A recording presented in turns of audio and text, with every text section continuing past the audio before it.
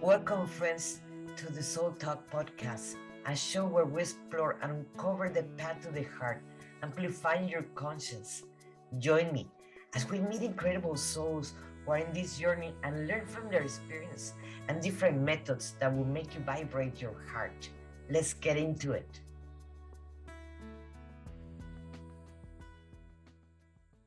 Hello, everyone. My name is Monica Ramirez, the Warrior of Love, and we're in Soul Talk. And today we have a very special friend that I just met in person in Sedona. And it was an amazing trip, but I did learn many things about yoga. Well, her name is Gio. I hope I don't massacre her last name. Is Enticknap. Enticknap. You know, guys, my first language is Spanish, so I have problems pronouncing certain last names. But let me tell you a little bit about Gio. Jill is founder of the Yoga Institute online, and you have your studio too, right? I teach in a studio. I don't actually have a brick and mortar. And so my programs, I actually teach in different studios at different locations. Okay. Yeah. But you have a program online that we're going to be talking then more about it because you might be interested. I am for sure interested in that. But something that intrigued me more, because before I used to see yoga just as an exercise for your physical body, and that's it, have more elasticity, you have to move better and feel better with yourself, like any sport before. But something that I learning from yoga, because I'm not an expert, learning from yoga and learning from you, it also helps us in our healing. Correct? Can you tell us a little bit about that, please, Jill? Yes. So most people enter into the practice of yoga from the physical aspect. So they want to have more flexibility in their body. They want to have more mobility in their body. But what yoga really does is it helps us to create a stronger relationship with our body. And as we strengthen the relationship to our body, we're able to tap in and unlock the wisdom that is within our body. And so some healing modalities would refer to that as somatic healing. So that's different than yoga. But to me, because of the relationship that yoga creates, we become more aware of our body. We move our bodies in more mindful ways, in more intentional ways. We tap into what we feel from a physical sensation standpoint. We create that closer relationship with our body. And because of that, that's where healing can actually really come to the surface, because there is a wonderful book called The Body Keeps Score by Bessel I don't want to butcher his name either. I think it's Bessel van der Kolk. And he talks about how our body actually holds emotions and trauma. And so as we move our bodies, we are unlocking these different parts of our bodies to bring awareness through physical movement.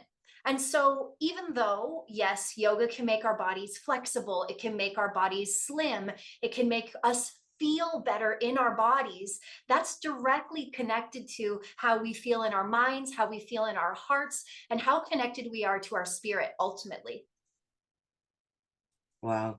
I I do have many questions about that, but I would like to ask you one thing. What it took you here to become a yoga teacher? Yes. I've been a yogi too, because that's also different between yoga and yoga. Yes.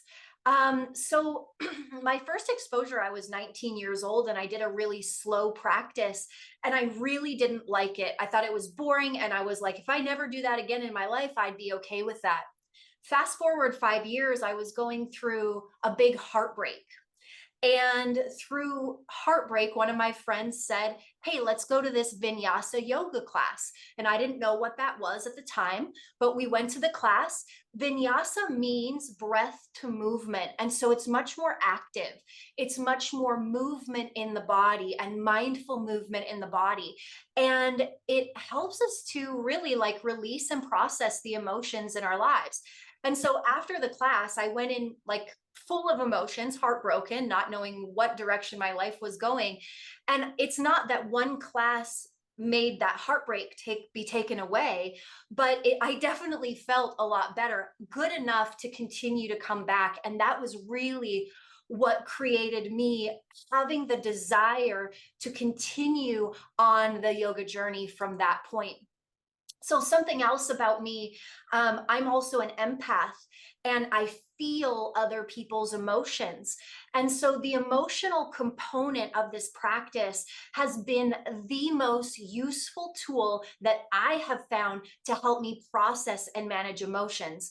So it's no surprise that heartbreak or emotion would be the first thing that would lead me there, but really it would become this very impactful tool for my entire experience of life. Just because I feel emotions, big emotions, emotions in a very big way. So it took a while for me to make that connection, because first I really had to work through the heartbreak emotions in order to come out the other side and then look at the rest of my life and how I used and felt emotions, and then how I processed those on my mat through my physical practice.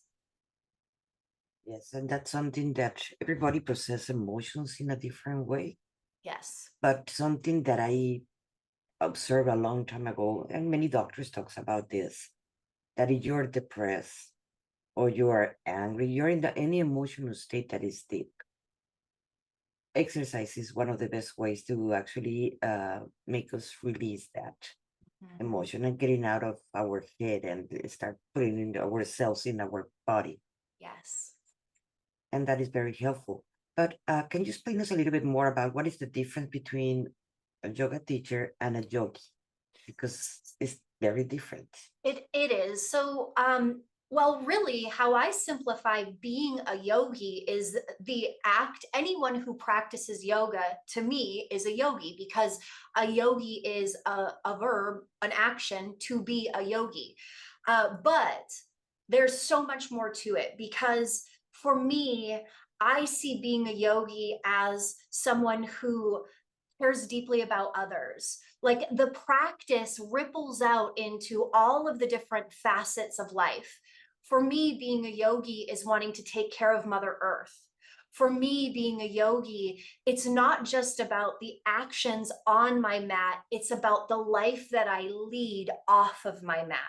So, a yoga teacher or a yoga practitioner, they come to their mat or they come to their class and they teach. A yogi actually brings their yoga out into the world. Another example would be when we are in a heated moment at work and we know to step back and take a couple deep breaths because we learned what breath work was on our mats, and then we apply it to moments when we're off of our mats. That's truly what a yogi is. It's someone who doesn't only practice yoga in the studio or in the classroom or on their mat.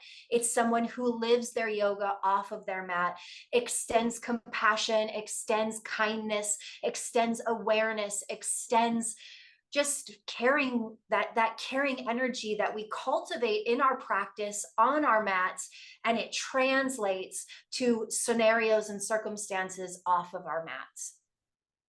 And just because also yoga or a yogi, it is a way of living, kind of like Yes. Buddhism. And that's where people get confused. It is not a religion. It is more about a way of observing and being in your day life. Correct. Yes. Yes, I look at it more as a philosophy than a religion. Yes. So, a philosophy is just a way of thinking, it's a way of being. It doesn't have to be anything that's connected to any kind of organized religion. It's just a way of thinking or a way of being. And to me, yoga has connected me to my inner teacher and my inner guide. And that's what leads me to be who I am off of my mat. And that's how it is a way of being more connected to that deeper spiritual space inside of myself, being connected to the light that is inside of me that shines the path forward. And that can unfold and blossom and manifest in so many different ways. Whether, like I said, it is being a steward of Mother Earth and making sure you recycle and take care of the waste that you produce, or whether it is the way that you pause and look the clerk at the store in the eye and really acknowledge them as a human. It can translate off of your mat in so many different ways. In a way, take us out of your head and take you out your heart, and you're in the present moment, correct? Because you're Yes. seeing and hearing your body, and that will bring you Yep. back your conscience to your body. Yep. Every time I explain to people that we get out of our body, like, but how? How I'm gonna get out of my body? Like, our conscience leaves. So bring Yep. you back to your body is very important, because that's where the transformation can occur. And if we're out of Yep. our body, that is not going to happen. Yep. Yeah, So, I really think about being connected too much to the future or too much to the past. When we're in our body and we're in that present moment, we aren't worried about the future or the past. We're actually here and now. And the physical sensations that you can tap into in the body can help anchor us, as well as the breath. Breath work is it is such an important piece of our yoga practice. So, and that breath work, I mean, we don't have to be in a class or around other people to be conscious and aware of our breath. But to me, our breath is what anchors us into the present moment. It anchors us into the here and now. And and that's one of the most beautiful gifts that yoga offers us, is that breath awareness. and there are different kinds of breath. And I know that everybody breathes, but not Yep. everybody do it consciously. Yes. And Yes. my question is, I know there are different kinds of breath that we do, that it is for Yep. healing different parts of ourselves. Yep. That can you explain a little bit more about? Definitely. Sure. So, for example, we have the breath of fire, and the breath of fire builds our core strength. And when we feel strong in our core, that's where our life purpose exists. That's where our willpower exists, is when our core is strong and stable and we're living from that space. Now, when we think about that from a physical perspective, when our core is strong, we can move through life with strength, with confidence. When our core is weak, we're more at risk for injury, we're more at risk, we're more vulnerable. And so breath of fire, it builds our inner heat, it stokes that inner passion. And breath of fire is simply breathing in and out of the nose and pulling the belly button toward the spine. So that's one example of the breath and how that can build and change and affect our life, because it changes and affects our body. Now, another great breath is called square breath. And square breath is great if you're feeling anxious, if you're feeling overwhelmed, if your nervous system is feeling dysregulated.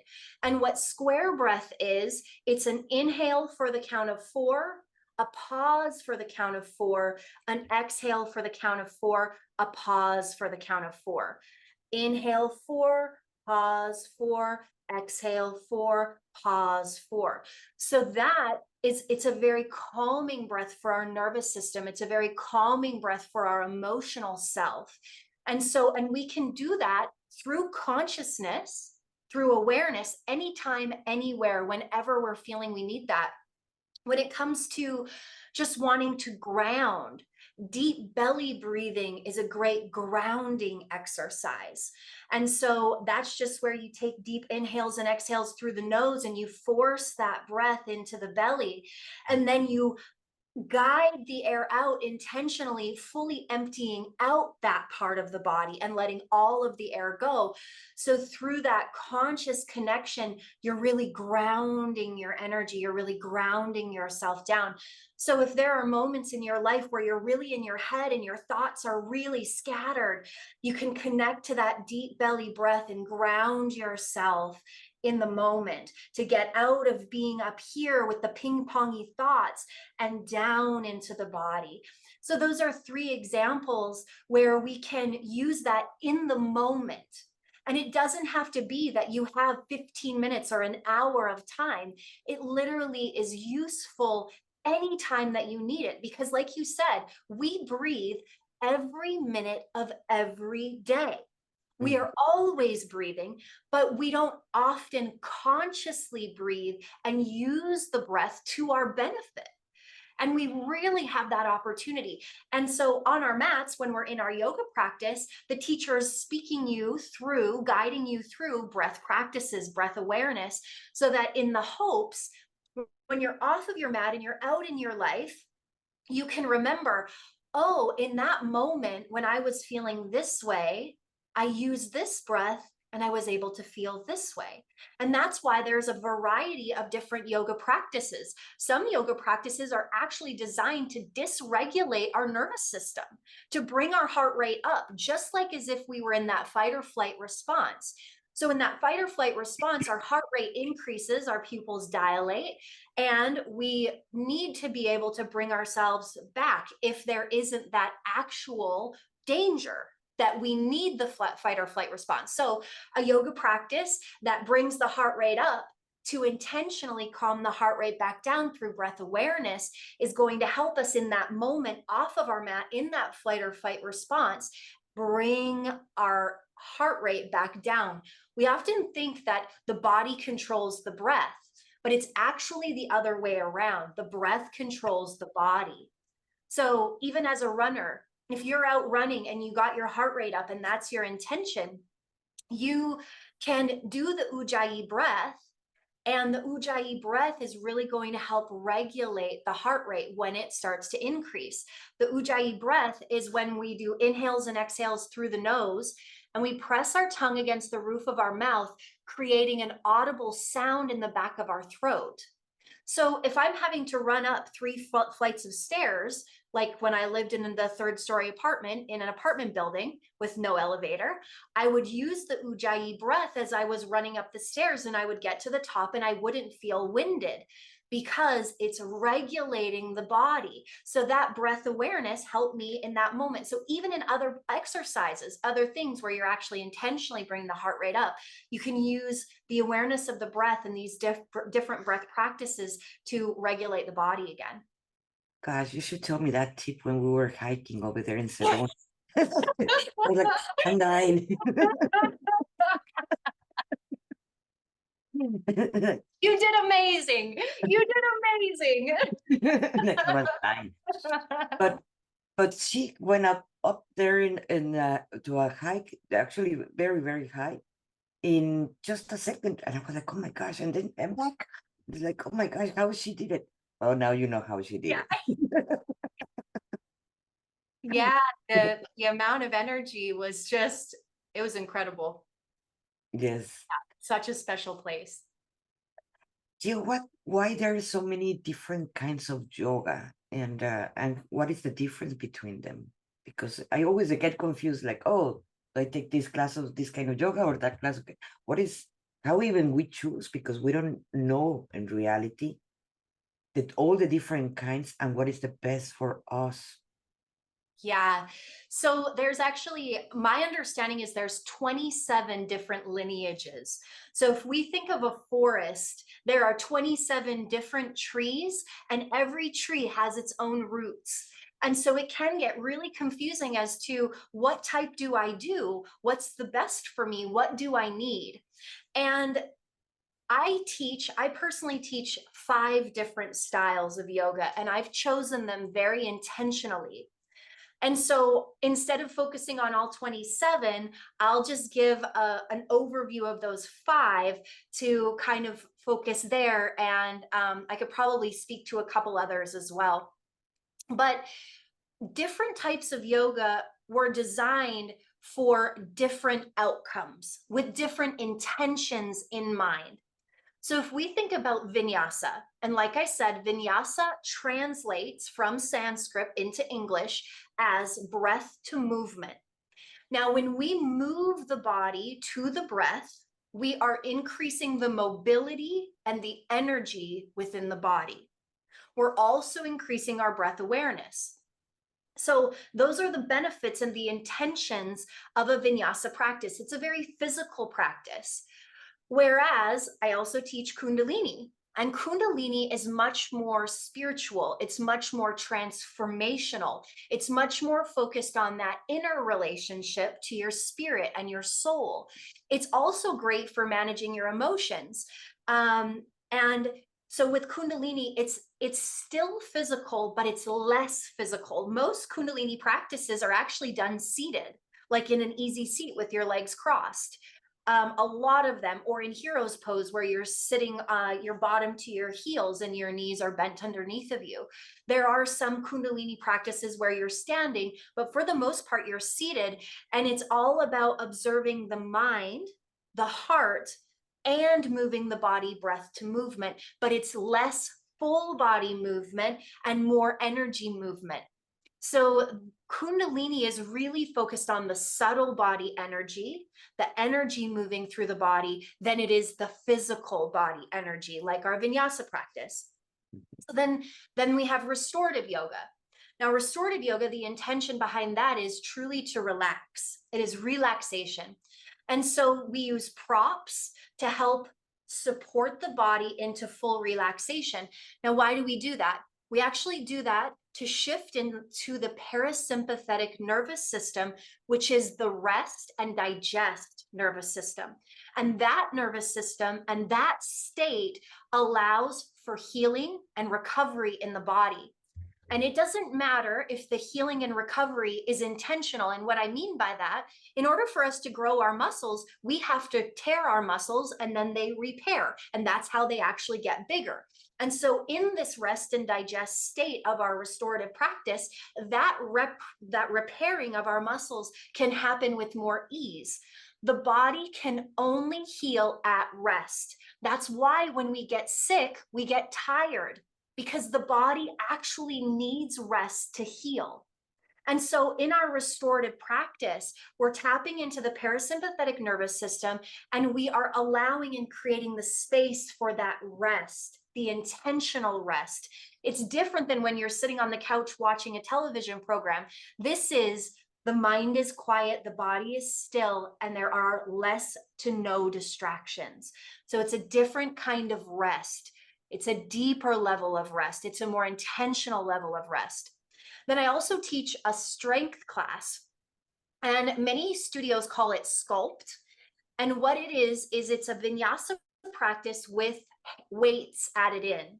And so our body does need to be challenged. We want strong muscles. We want toned muscles. Our muscles want to be strong. And so and it doesn't take a lot.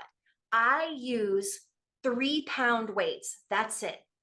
3-pound weights in my weighted class. You can use 1-pound weights. You could use bottles of water. You could use cans of beans. It doesn't have to be anything, but any amount of extra resistance in the body is going to help tone the muscles. And that's what we want. That's what we want. But it's not about building big, bulky muscles like weight training. It's about building long and lean muscles. So that's what the strength yoga is about. Again, it's very physical. It's a physical conditioning. And then I teach yin. And yin is a really special practice too. And yin has 4 components to each posture. The first component is you come into the pose and you feel sensation in the body and you stop.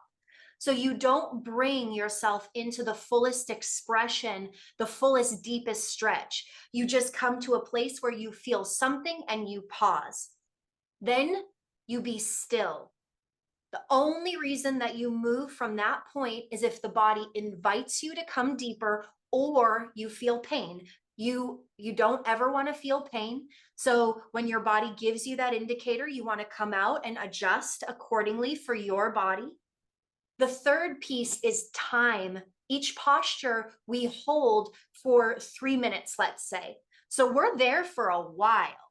So what that creates is awareness in the mind, because we slow down, we connect to the body, and we become the observer.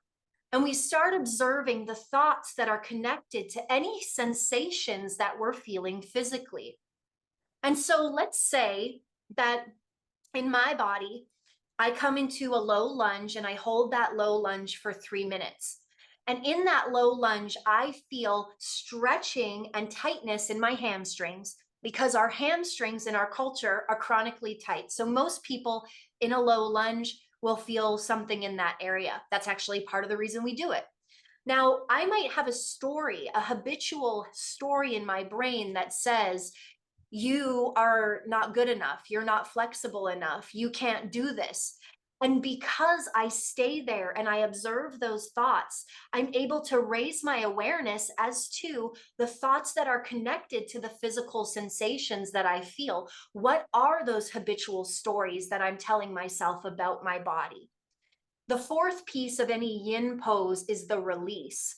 And so that release is where we organically and gently move our body after that 3 minute hold, where we're actually empowering the body to ask for what it needs in that moment.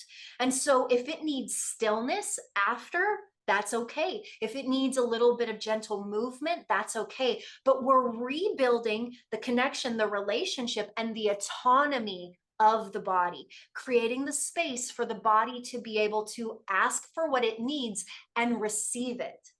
So that's the beautiful piece of yin. So yin is most of the postures are down on the floor.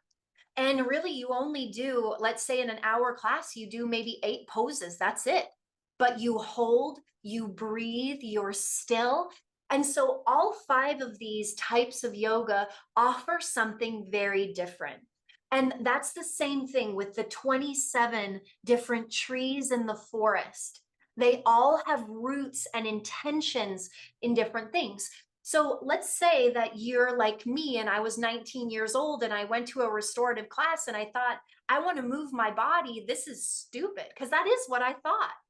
Well, what I really needed was a more physical vinyasa practice at that time in my life because I wanted to move my body because when you're in your younger years, you have a lot of energy and it feels good to move the body.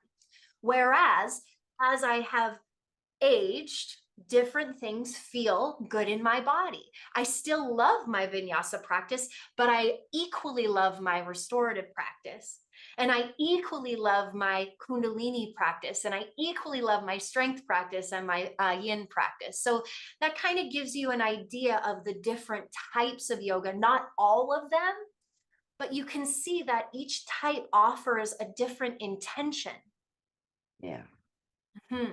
Yes, and this is very, very interesting. So like that I will know more about what it is, what I'm searching for, and Hmm. what's the best one that I can actually, it will be for me. So this is very, very interesting. And something that you brought it, you talked in the beginning, it was about the somatic. Hmm. Because it is important to, even to any of the healers that we work with energy with people and releasing any kind of different emotions, we need to do some somatic work with our clients so like that we can anchor that in our body. But how do you anchor? I know you talk about it a little bit. How you anchor that those emotions in with yoga, but what parts that you use in somatic in yoga so like that you anchor all that knowledge and wisdom of the yoga? So it's not that I, even as a teacher, speak to it. The yoga itself brings it forward. So, what I mean by that is there is a posture in yoga called half pigeon. And in half pigeon, it's a deep hip opener. And it's said that our hips hold a lot of our emotions. And so, as we come into this hip opener, so let's say our hips are tight to start. And let's say that they're tight because of the energy of the emotions that are in there.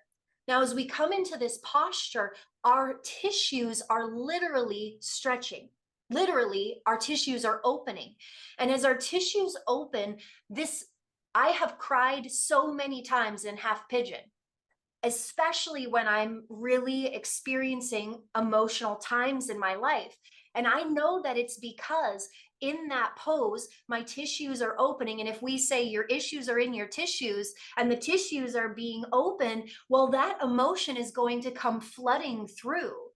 And I just release. I just know that when anything emotional comes to me on my mat, I just let it go. No one else, and this is the beauty of like a yoga studio and holding space as a teacher.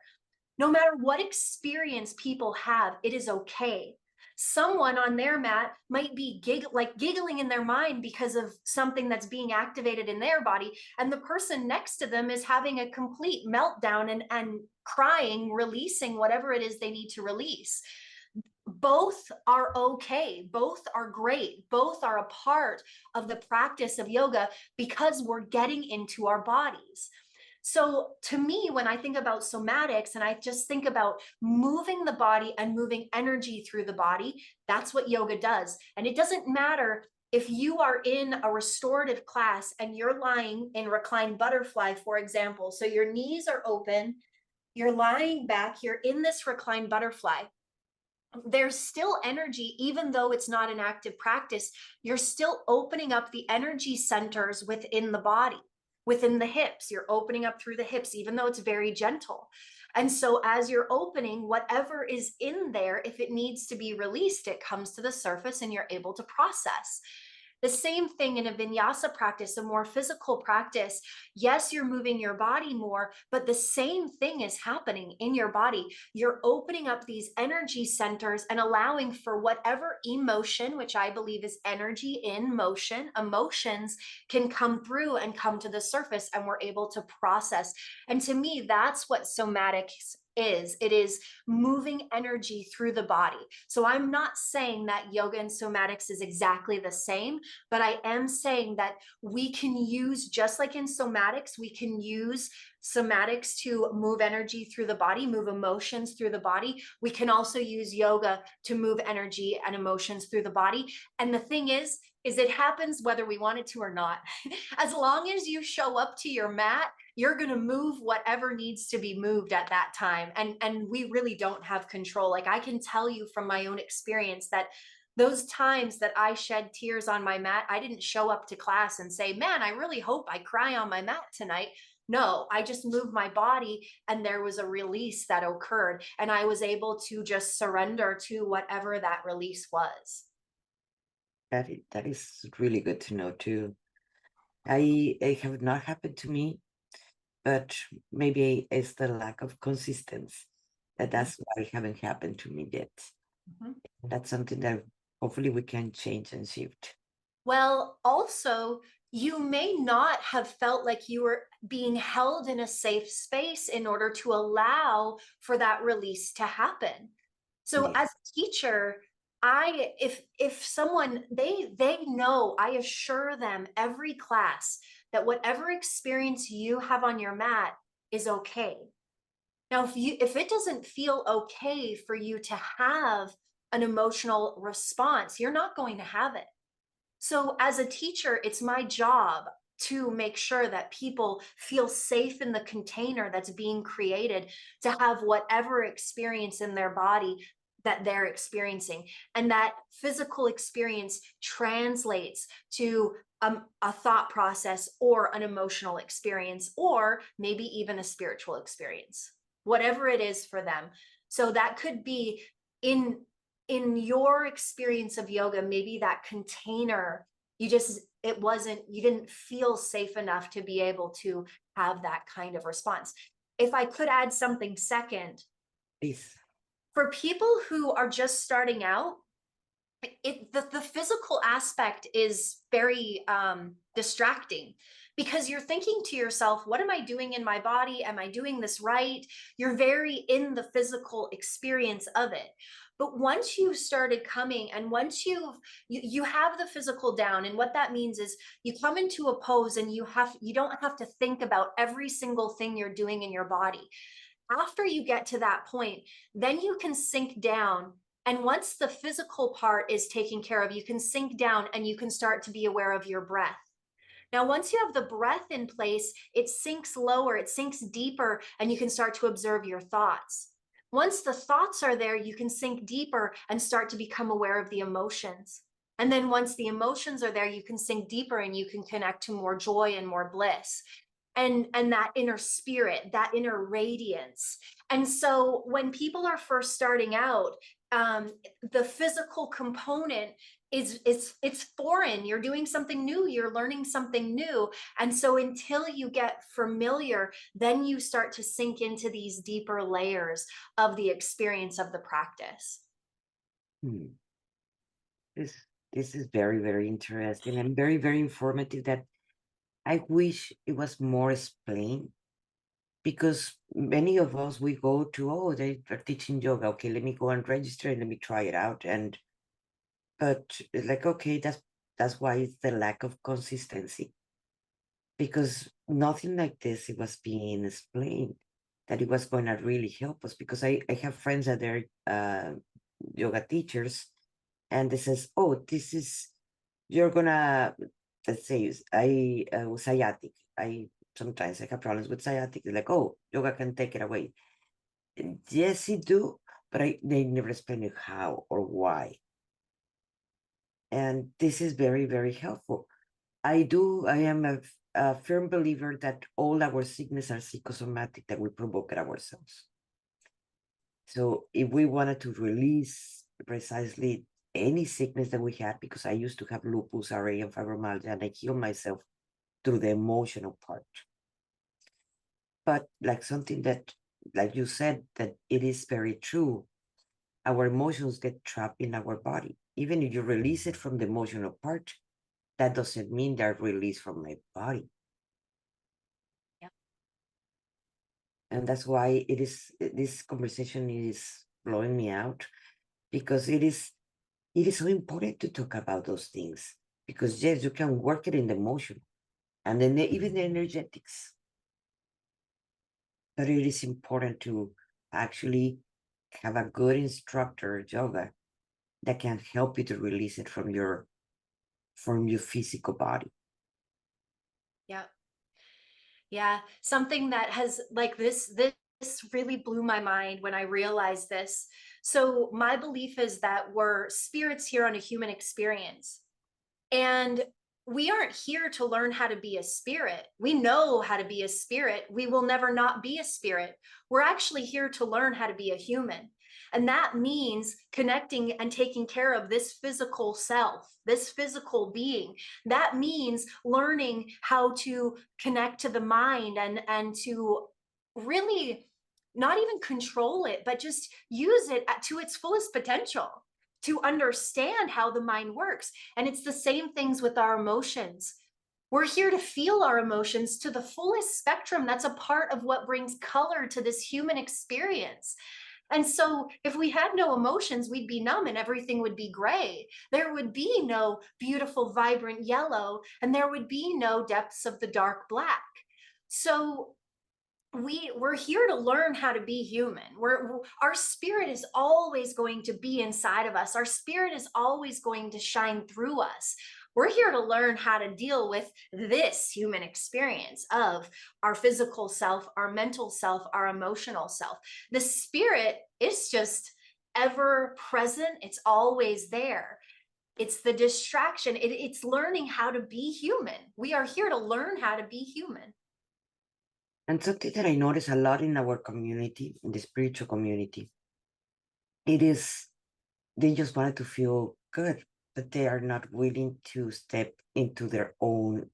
They only want to feel the light and love, but not the deep emotions where they're getting stuck.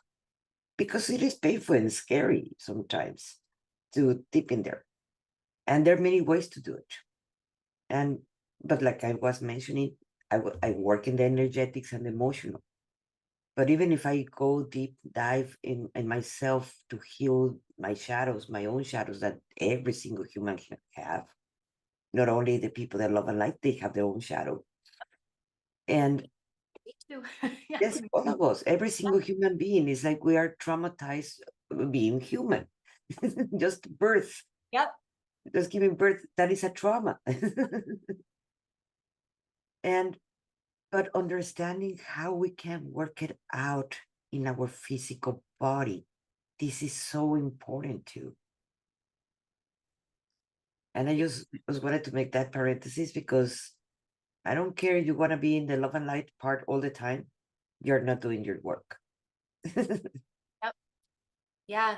Yoga, like the physical piece, the physical movement of the body, that was the missing piece for me. I've been a spiritual person. Like I was raised on spirituality. Literally my whole life, I was raised to believe in that inner spirit, that inner light.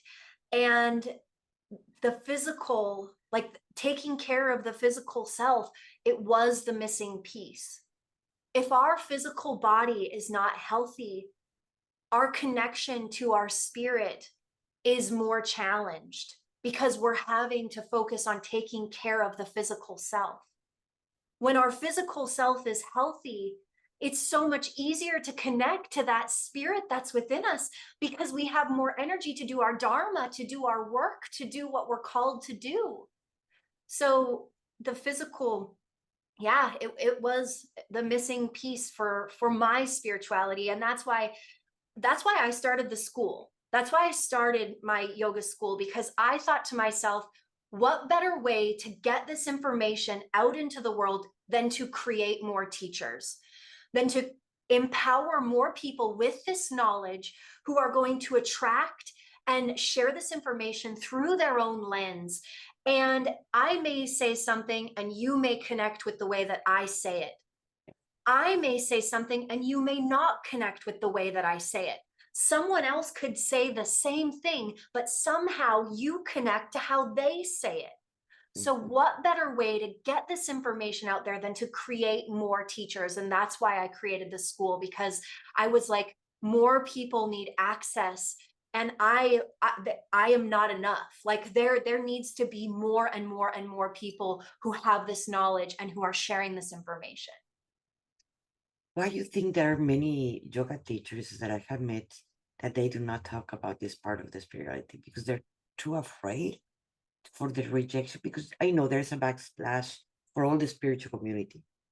And the moment that we're even talking about source, people close down.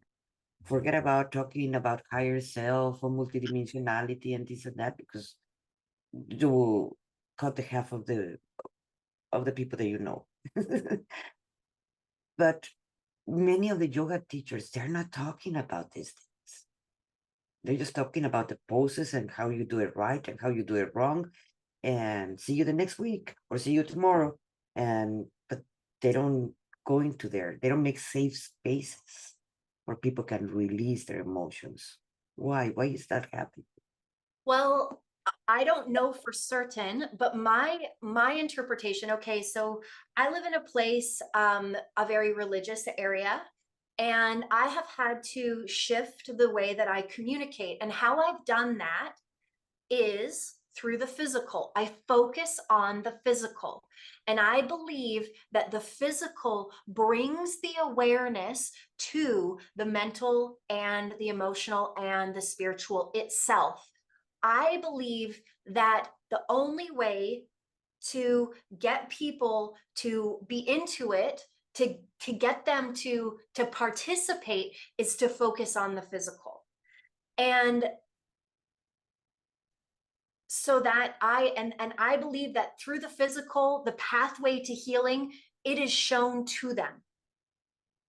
Mhm. So if someone comes to me and they say, hey, I want to understand more about this, I am happy to have the conversation. I'm happy to create the container and hold the space, and I will have whatever conversation that they want when they come to me.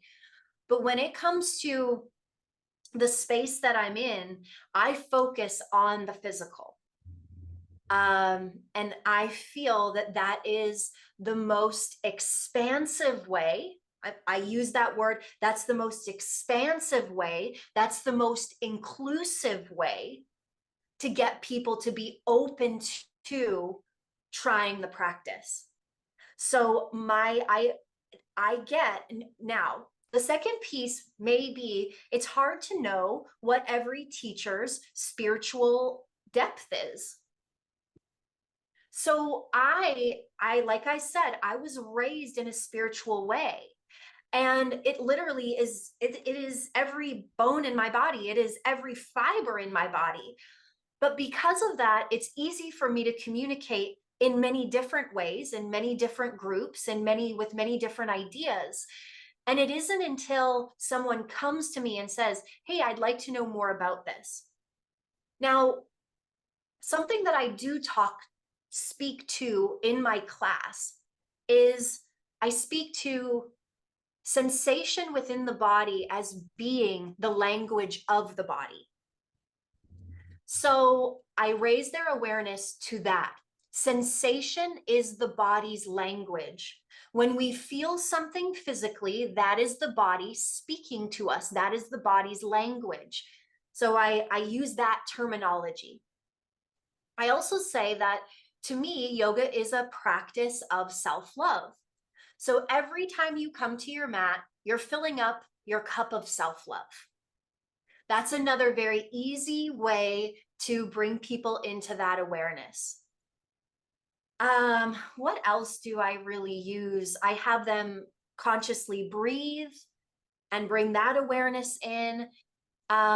Maybe not all training programs are designed in the same, and maybe not everyone has the spiritual understanding. So I can't really speak to exactly why, but it could have something to do with where people are and they want it to be received, and they want it to land for students to continue to come back to class.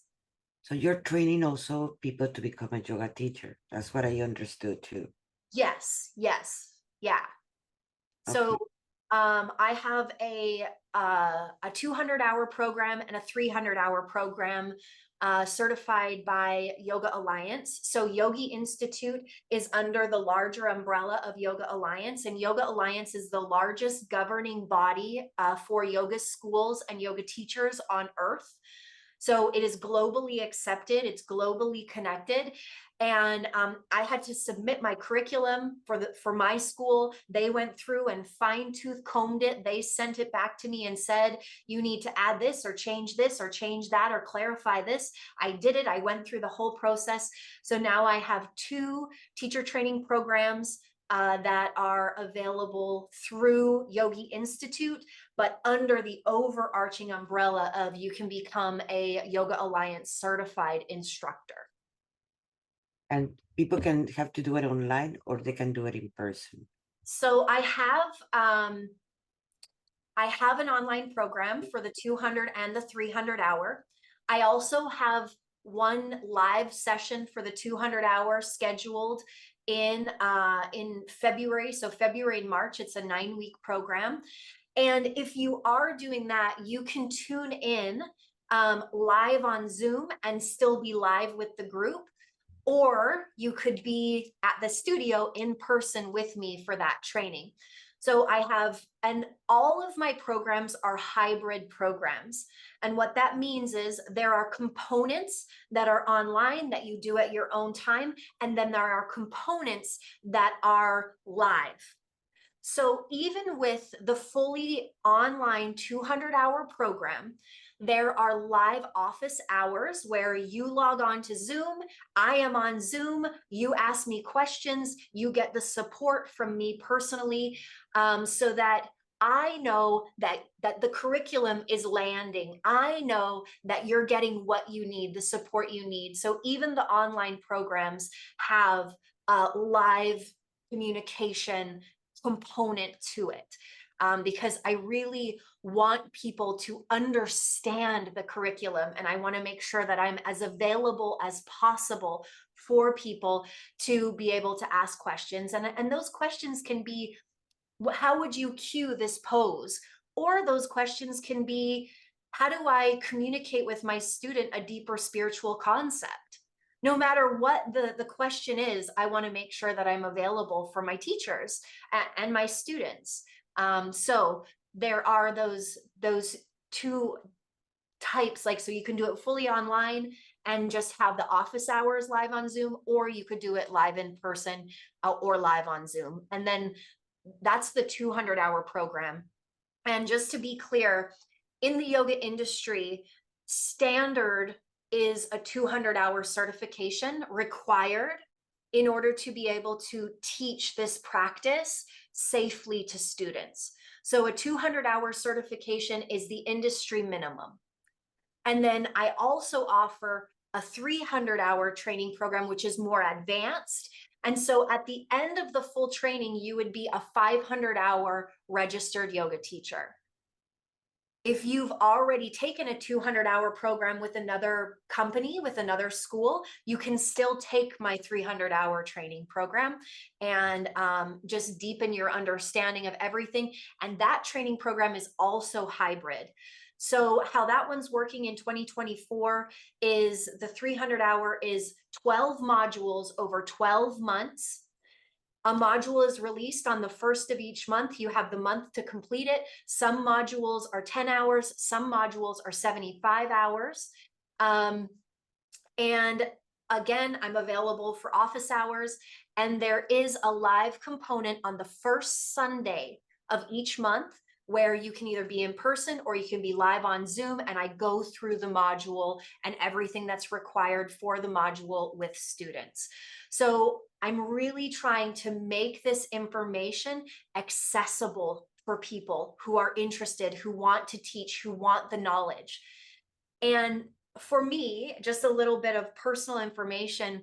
When I took my first 200-hour training program, I never intended to teach yoga, never. I just knew how good I felt doing yoga, being a student, and I wanted to understand why I felt so good. I wanted to understand why my mind was so clear, why I had this like yogi glow around me. And that's what led me to take the training program. And that's the thing. If you're thinking to, and now fast forward all of these years later, thousands of hours of teaching and training and starting a school, you never know where the path can lead you. Yeah. And maybe you take the training and it's something that you just do for you, and it benefits and deepens your own connection to your own body and your own practice. Or maybe you're inspired and sparked and you want to offer it to others, and that's amazing too. And also you talk about that you have a class online too. Yes.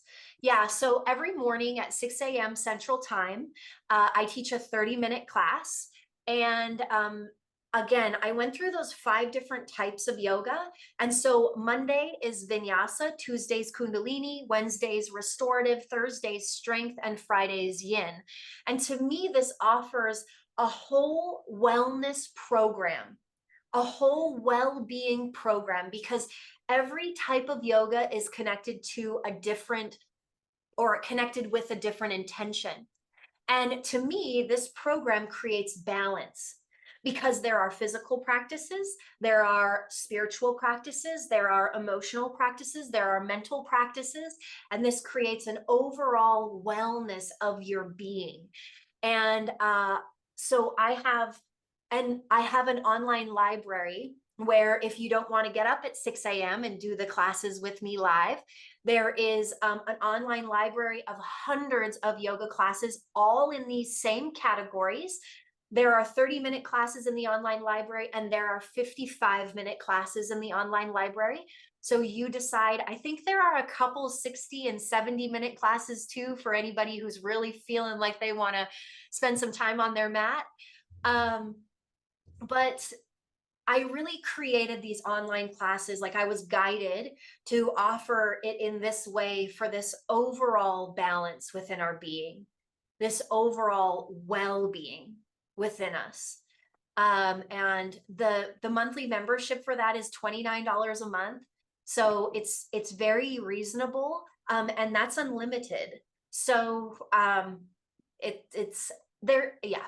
And there is a 6th class that I teach, and it's called a fusion. And I bring in components of all 5 classes and put it into one class. So basically, we do 5 minutes of each type of yoga. So it's like 5 mini classes in one class. So that's another one that I do too. Wow, no, I definitely I am interested. I need to start doing this. And and maybe I've been even thinking about the becoming a yoga instructor, but I believe I should start from first from the classes. Let's build up my body, and then we can go to something else to be teacher of yoga, because obviously with the physical condition I don't have it since COVID, and many of us we start teaching online. We move less our body.